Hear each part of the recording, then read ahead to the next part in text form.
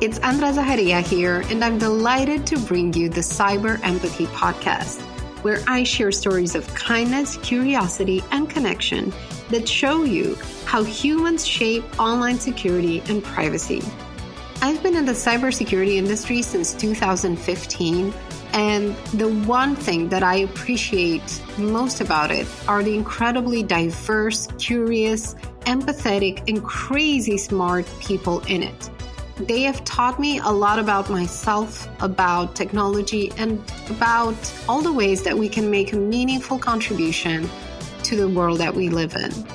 I am beyond thrilled to share with you their stories, their passions, their values, and their principles, and most of all, how they lead through example and how they make their work and their passion projects count every single day. I'm super excited to share them with you, and I hope you'll join me and become my partner in cyber empathy. So see you soon.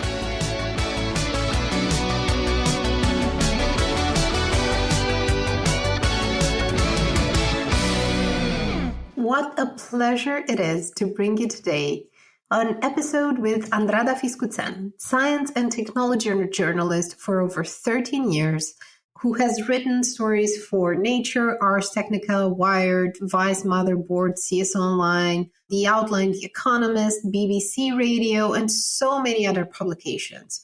Her stories have an incredible ripple effect throughout the cybersecurity and tech community. They bring a lot of empathy and they build bridges between incredibly talented and hardworking people in science and technology and the communities they serve.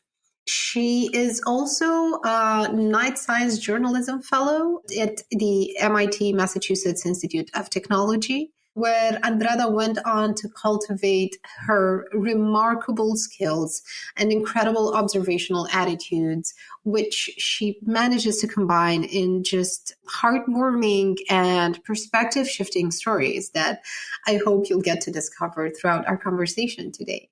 We talked about a bunch of important things when it comes to practicing and cultivating empathy through journalism and through the important stories that deserve a place in our minds, in our hearts, and in our brain space. We talked about mental health. We talked about what it takes to get people to open up and to tell their stories for one of Andrada's articles. I think that you will be delighted to discover what a determined and a modest and incredibly talented and hardworking person Andrada is. Her work ethic, her involvement in the community, and her just simple desire to help people, to give them a voice is just brilliant and inspiring and heartwarming. And I'm very, very lucky to be able to bring you this conversation and this episode with her. So let's meet Andrada.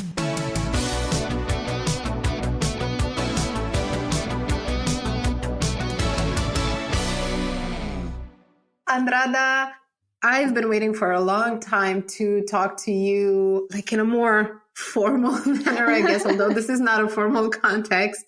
But I have, been lucky enough to be close to you for a few years and to learn from you and to see you have an increasingly bigger impact in cybersecurity, but far beyond it as well.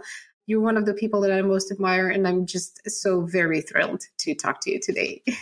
Hi, this is super touching. I'm happy to be here. Hopefully, we're going to have a nice conversation. There's some construction work here in my building, but hopefully we're going to navigate it and somewhat casual conversation. I'm sure it will be. We'll power through. I'm sure that we can do it. We all have like things that are going on around us, but I feel like this is like a small kind of way of being more self-empathetic towards ourselves to carve a space where we can have these conversations while all of the madness is kind of blocked out, at least for 20 to 30 minutes. That's still an improvement. So you're one of the most empathetic people that I know, in the sense that you are able to create experiences and convey nuance on a level that very few other people can, especially when it comes to topics around technology and cybersecurity and things that are usually perceived as quite dry and devoid of, human feeling or that human touch that we all need. You manage to bring out incredible stories that give power to these things and that help us connect emotionally to them. And one of the things that I wanted to ask you around your own practice of empathy in your work as a technology journalist is tied to something that the MIT fellowship program wrote about you when you joined the program, which is this is where you're going to find the best story, not in a person who has everything and creates everything, but in a person who has nothing and manages to do something. I felt like that was a statement of empathy that was truly powerful. So I wanted to ask you a bit about what that looks like in real life in your work as a technology and cybersecurity journalist. Okay, so I do like stories about underdogs and stories that sit at the intersection of technology and society. And I kind of want to choose this kind of stories and to look at some of the people that maybe don't have a lot of resources, but still manage to do something with what they do. I'm not in this business of journalism, of writing, because I love writing. I actually hate writing. And those days in which I have to put down a few words on paper or on a digital format are some of the worst days of my life, because it's you there with all your limitations and all your frustrations and all the things that you don't thoroughly understand, and you still need to do something with what you have. But I am in this business in order to meet people and learn from them. And I have to say that I got something out of every interview that I took from every person that I talked to, be it casually or professionally. So I'm here to meet people. I'm here to learn their stories. And if their stories are connected to something they do at work, then even better.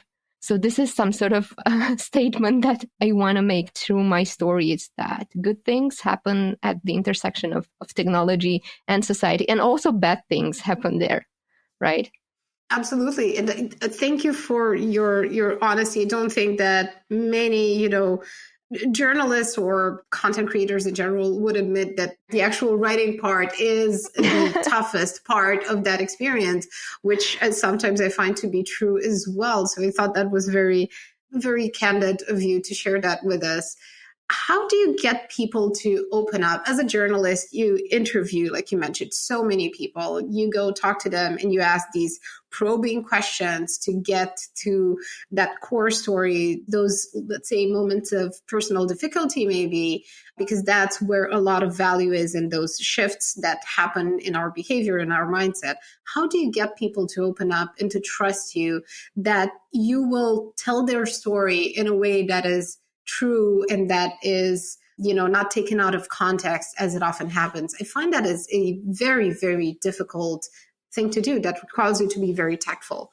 I do feel that it helps if you show people that you're going to treat them fairly. So you're going to show them that you're a person they could trust, and that you're going to not necessarily say everything they said or show the full perspective, but do your best to give them a fair occasion to say what they feel is important to them. So you also need to make them comfortable, and they won't open up to you from the very first moment of the interview. You somehow have to calibrate this. I also try to make this a personal challenge in a way that I want to have dry stories that I'm working on and try to give them a spin, try to do something with them in a way that they incorporate some sort of human element. And I wrote a story about logs recently, best practices for keeping logs, which is probably a super dry subject no one wants to read about. But I had a very nice interview with a security researcher named Veronica Schmidt. And at some point during our conversation, I asked her, so why are you into logs? Why are logs important to you? Which is a super basic question you should ask someone. After I asked this question twice, she told me that she started having an implantable cardiac device. So she has some issue with her heart, and that device malfunctioned, but the logs that it kept didn't show that. So she wanted to search those logs and be a hacker and really try to understand what was happening. And this is why she got interested in keeping logs. And then she built the whole thing around her experience. It was a super touching interview and a super touching moment for her to share that with me. And it eventually made it into the story. And I remember emailing my editor, Michael Netto, at CSO Online and telling him, so I started this story a little bit unusual. I kind of felt that we would like to tell this story and tell it nicely, giving it enough space. It definitely was something that's unexpected. And I love that you bring so much of the human value behind all of the, let's say, technical aspects that we're usually trained to see when it comes to technology or cybersecurity. You do this beautifully. And this example is the best one that I could have, ever thought of to really show how the human element and how personal stories play into our development as professionals, how they shape our choices and our perspective and our commitment to making a stronger contribution to the field that we work in, whether it's journalism or cybersecurity or technology, or usually the intersection of many, many things that we actually share, the two of us, but not just the two of us, obviously. And I think that building these bridges is just so important. I do agree with you on this, that empathy fuels connections and it kind of helps us get another person's perspective, which is super important. The world would be a better place if we could all try to see it through other people's eyes. And also think about showing empathy towards people that are undercovered. Because I mentioned Veronica earlier, I try to talk to at least a woman for every story that I'm publishing. Sometimes this is not necessarily the case, but I'm still trying to find, if I have to choose between two researchers that are working on the same field and doing the same kind of work, I'll probably tend to favor the women because during the history of humankind, they weren't maybe allowed to speak their mind. So I'm trying to incorporate people who are not necessarily covered well by media in general. I totally know what you mean. I'm trying to do the same with this podcast because I think that it is so important to have multiple perspectives on what it means to cultivate and practice empathy in cybersecurity and online privacy and every other thing that ties into this. And I found that sometimes it is difficult for me to get answers from women because they feel less confident maybe about their abilities because they want to maybe not feel as exposed towards potential, online harassment or all of the other things that come with this.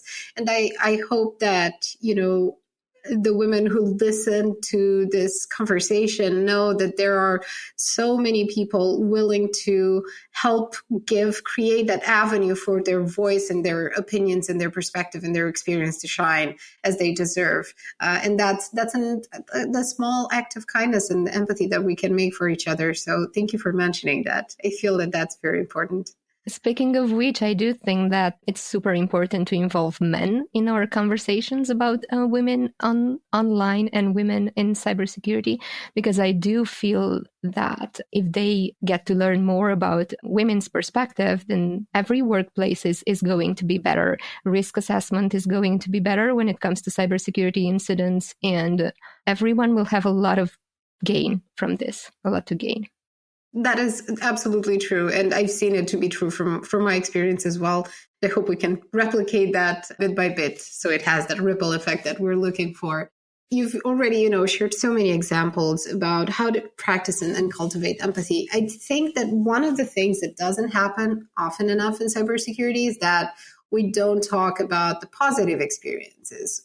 So if from what you've seen, being pitched stories and working with so many people in cybersecurity and in tech and so many roles, what does cybersecurity look like when it is an empathetic experience, when it builds on empathy as a core principle instead of using fear, uncertainty, and doubt, when it actually creates a positive experience that works? Because I think that we need more of those positive examples to kind of fuel our optimism. From where I'm standing, I feel that there's a strong sense of community within cybersecurity researchers. They're super collaborative. We all see a lot of examples when people are helping each other.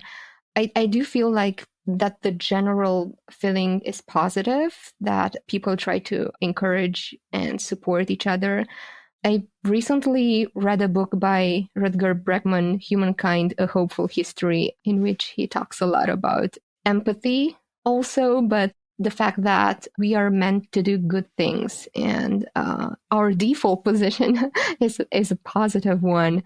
And there's also something about the Pygmalion effect. So people tend to become their best selves.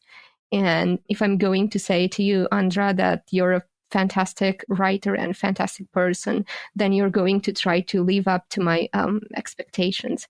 It's kind of nice to organize your life and your close connections through these lenses. That is such a wonderful example. I absolutely love it. Thank you for mentioning this. Make sure to add the book so that everyone can add it to their to-read list, because it's been on mine for a while. Haven't gotten to it yet, but will do. Yeah, and I do feel that people also talk a lot about mental health issues, and the pandemic has opened a few doors for us to explore these possibilities. Some of us struggle with depression, with anxiety, frustration, fatigue, loneliness. And I've seen examples on Twitter, for instance, in which people supported each other through these challenges ever since the COVID pandemic started. I do feel that the community can be super supportive when it wants to do that. There's also this concept about being a mental athlete that I've learned from one researcher, to think about your mind like you think about your body. So you need to feed her the right information, you need to train it, and you need to allow it to rest. Beautiful example. I think that, yes, now that I think about it, some of the most thoughtful conversations around mental health I've seen in the cybersecurity community. And I feel like they're very much ahead in terms of the openness that they use when they talk about their personal issues, the detail in which they go, the nuance they include in their personal stories and accounts of what happened to them and how they found a way out. And I think that is beautiful because it is one of the most complex jobs that you can have, no matter where you work in cybersecurity. It gives you a sense of meaning, but it also challenges you on every aspect because you can never know it all and you never feel like you have a strong grasp of things because they keep changing and new things keep happening. And it's tied into ethics and business and everything else that happens around it. So having that ability to look at yourself from a distance and to figure out, how you need to protect and maintain your sanity and health so you can continue to serve the community and continue to show up for your colleagues and customers and friends and family and so on, that couldn't be more important as a key lesson for us to really kind of let sink in. To me, as a person struggling with anxiety and performance anxiety when it comes to doing my job, it's super helpful to see that other people are going through the same experiences right now. There was even a podcast during the pandemic with Marco Figueroa, who's now at SentinelOne, who invited hackers to talk about their mental health issues. The kind of podcast in which you would say, how are you doing today? How was your day? What sort of hacks do you have in order to power through this and get some work done?